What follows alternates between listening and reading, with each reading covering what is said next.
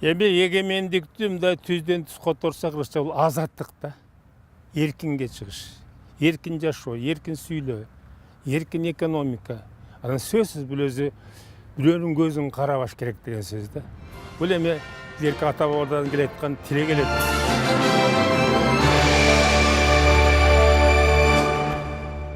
Эми бул өзү чын айтканда саясий эркиндикке жетип болду да. Бул саясий документ, саясий декларация болду. Бирок ушинтип жарыялагандан кийин ошондо элдин кубангандыгы, анан бизде ишке чыга кезде эл депутаттары аралашып жүрчүбүз. Анан баягы кол көтөрүп жарыяланды деп айтканда көзүбүздөн жаш чыкты да. Көрсө бул эркиндик деген сөз адамдын денесинде, ички дүйнөсүндө сакталып жүрө турган экен да.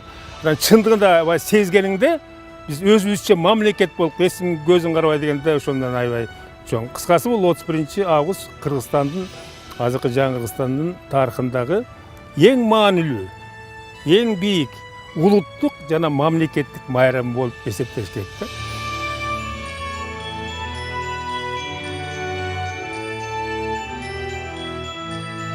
Анан экинчи биздин кубанганыбыз сөзсүз Кыргызстандын туусун кабыл алганда.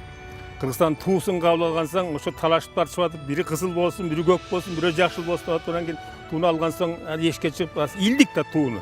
Ак үйдүн үстүнө илип туруп, ошондо ошол жерге көп киши болуп калды, шаардан аралашып кетчүбүз алеси. Эч ким кайтарчу эмес. Ошондо элдин кубанып, ошондо элдин ыйлап атканын, бакырып атканын, кыйкырып атканын жашасын Кыргызстан деп. Мына ушуну унута албайсың. Анан сөз үчүнчү эстен кетпес бул конституцияны кабыл алган. Бул 93-жылдын 5-майы.